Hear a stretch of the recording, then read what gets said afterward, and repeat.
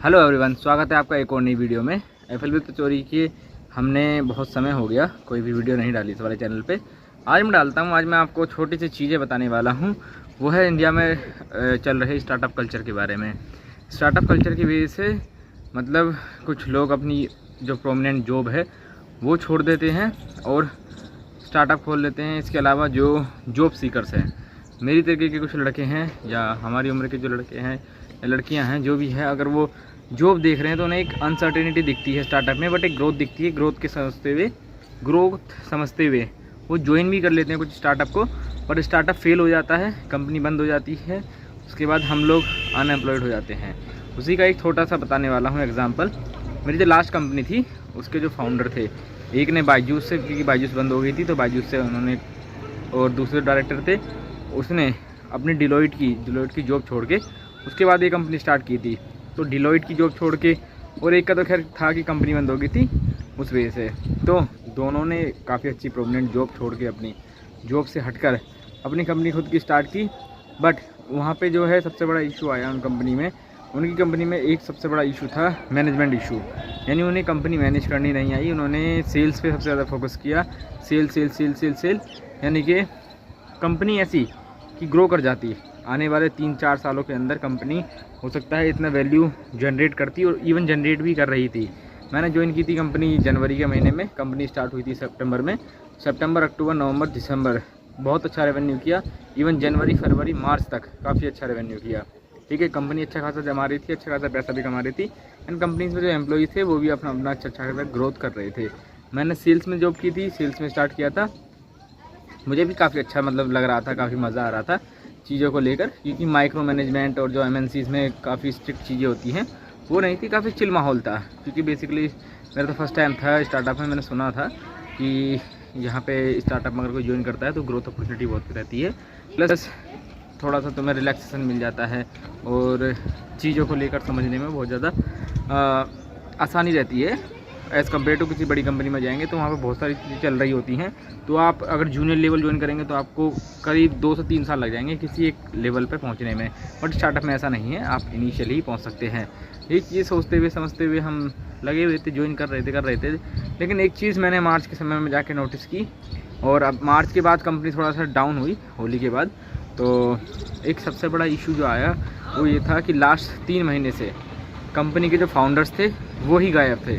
वो कहीं और मतलब अपनी चीज़ों को अलाइन करने में लगे हुए थे इस कंपनी को छोड़ के, जो कि अभी तक ग्रोथ नहीं पकड़ पाई है अच्छी तरीके से। एक ऑटो पायलट पे नहीं चल पाई है कंपनी।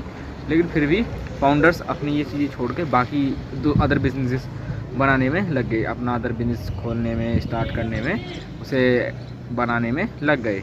जबकि इनका जो स्टार्टअप है इस पर बहुत ही कम, मतलब ये मान लो कि 1 महीने तक तो हमने फाउंडर की या किसी भी जो है हायरार्की जो ऊपर बैठा है उसकी हमने शक्ल तक नहीं देखी। उसके बारे में उनका क्या चल रहा है, कंपनी में क्या हो रहा है, कोई मतलब नहीं। एंड मल्टीपल कंप्लेंट्स आने के बाद क्लाइंट्स के काफ़ी एस्केलेशन आ रहे थे कि आपकी सर्विस इतनी बेकार है, आप सर्विस पे काम नहीं कर रहे हैं, सर्विस सुधार नहीं रहे हैं। इस तरीके से बहुत सारे क्लाइंट के एस्केलेशन आ रहे थे, क्योंकि आफ्टर सेल सर्विस घटिया होती जा रही थी। इस चीज़ की मल्टीपल हम लोगों ने फीडबैक दी, क्लाइंट्स ने फीडबैक दी, बट कोई भी रिजल्ट नज़र नहीं आया। इवन एक सबसे बड़ा इशू जो आने लगा जब कंपनी लॉस करने लगी, आने वाले 1 से 2 महीने बाद, यानी अप्रैल के बाद मई में, तो कंपनी के जो फाउंडर्स हैं उनका ईगो हमें समझ में आ गया कि अगर उन्हें समझा रहे हैं ना, कुछ सिखा रहे हैं, कुछ बता रहे हैं कि ये चीज़ें गलती हैं, उसे ना एक्नॉलेज करके इवन जो बता रहा है वही उन्हें बेवकूफ़ लग रहा था। ठीक है, जिस वजह से हुआ क्या, at the and company maximum यानी जुलाई में जाके बंद हो गई। जून बड़ी मुश्किल से खींच पाई। तो जून के बाद जुलाई में मैंने भी जॉब छोड़ दी, क्योंकि आगे कुछ ग्रोथ नज़र नहीं आ रही थी। और लेकिन इससे नुकसान पता किसका हुआ, 3 से 4 एम्प्लॉई उनके यहाँ रह गए थे जिन्होंने पूरे जुलाई काम किया उनके यहाँ पे, और कंपनी वो हो गई बंद। उन लोगों को ना सैलरी मिली ना कुछ मिला। अब वो बेचारे अनएम्प्लॉयड बैठे हैं। अब किसी के पास बैकअप होगा तो उनका तो खैर मैं कह नहीं सकता, तो वो कहीं और लग गए होंगे। लेकिन जैसे मैंने जॉब छोड़ी उसके बाद मैंने कहीं अभी जॉब स्टार्ट नहीं की है मैंने, क्योंकि करियर ब्रेक ले रखा है। मेरे पास ऑप्शन बी है और थोड़ा बहुत हम चीज़ें बना सकते हैं। इसलिए मैंने सोचा कि चलो यूट्यूब पे भी एक्टिव हो जाते हैं और अपने FLB चोरी पे भी कंटेंट अपलोड करते हैं। और जो सारी चीज़ें चल रही हैं इंडिया में, जिसके बारे में जो हमारे यूथ हैं, हमारे जैसे मेरी जैसी एज के लड़के हैं, लड़कियां हैं, अगर इस वीडियो को देख रहे हैं तो उन्हें भी कुछ चीज़ें समझने के लिए, सीखने के लिए मिल जाए। ओके, तो एट दी एंड मैं यही कहना चाहूँगा, देखो स्टार्टअप में ग्रोथ है, ग्रोथ एक्सपेक्ट कर सकते हो, काफ़ी अच्छी ग्रोथ है, लेकिन स्टार्टअप का बैकग्राउंड चेक करना सबसे ज़रूरी चीज़ है कि फाउंडर्स का बैकग्राउंड क्या है, फाउंडर्स को कितना टाइम हो गया। कंपनी अगर 2 साल से ऊपर है कोई भी स्टार्टअप, तो उसमें ज्वाइन करना, उसके अलावा मत ज्वाइन करना, ठीक है। अगर तुम सोचो कि कंपनी अभी स्टार्ट हुई, अभी ज्वाइन कर लूँ, तो कुछ फ़ायदा नहीं है। ग्रोथ के साथ छोड़ो, तुम्हें यार ये मान लो 6 महीने बाद जाके कहीं नौकरी ढूंढते फिरोगे, ये थोड़ा सा है रिस्क। अगर लगता है कि हाँ प्रोडक्ट में दम है, आफ्टर सेल सर्विस अच्छी है कंपनी की, तो आप उसमें टिक सकते हो।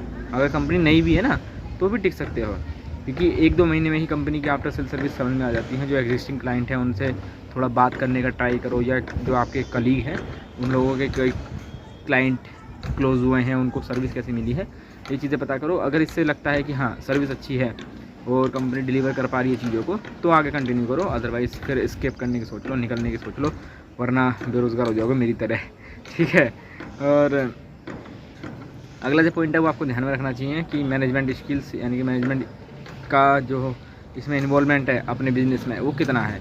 यानी कि जो फाउंडर्स हैं वो डेली सारे जो ऊपर मैनेजर बैठा है तुम्हारे, या तुम्हारे टीएल बैठा है, उससे ऑर्डर्स आ रहे हैं, नहीं आ रहे हैं, चीज़ें किस तरीके से चल रही हैं, आप कुछ फीडबैक देना चाह रहे हैं कंपनी में, तो उसका कितना हो रहा है, सुधार कितना हो रहा है उन चीज़ों का, वो चीज़ आपको ध्यान में रखनी है, ठीक है। अगर ऐसा हो रहा है तो कंपनी में आगे कंटिन्यू कर सकते हो, अदरवाइज़ कोई वो नहीं है करने का। ओके, अभी देता हूँ लास्ट में, कंक्लूजन पे आते हैं इस वीडियो पे। और देखो, जो भी अगर पढ़ाई कर रहा है अभी, जैसे अगर कोई अपनी पोस्ट ग्रेजुएशन कर रहा है, ग्रेजुएशन कर रहा है, तो इन कंपनीज में ज्वाइन कर सकता है, कुछ एक्सपोजर मिलेगा, क्योंकि बहुत सारी चीज़ें हैं जो सीखने के लिए मिल जाएंगी। एमएनसी में आपको बहुत सारी चीज़ें सीखने के लिए नहीं मिलेंगी, इसका मैं प्राइम एग्जांपल हूँ, क्योंकि मैं स्टार्टअप में गया तो मेरी कम्युनिकेशन स्किल्स इतनी अच्छी नहीं थी। आप मेरी पुरानी वीडियोस भी उठा के देख लेंगे तो आपको लगेगा कि हाँ मेरे में बात करने का कितना सेंस है, या फिर कितने तरीके से मैं बात कर सकता हूँ, वो पहले नहीं नज़र आता था, लेकिन अभी नज़र आता है कि हाँ चीज़ों को समझना एंड जो अलग अलग सेगमेंट है उनको एक्सप्लोर करना, वो मैं सीख गया हूँ। तो स्टार्टअप में आपको सीखने के लिए मिलेगा, लेकिन आप अपने साथ में एक बैकअप ज़रूर बना कर रखें। यानी कि आप अगर किसी स्टार्टअप को ज्वाइन करने हैं तो वहाँ पे लर्निंग के लिए फोकस करें रेदर देन अर्निंग। इतना करो कि आप सीख जाओ, अच्छी तरीके से सीख जाओ, समझ जाओ।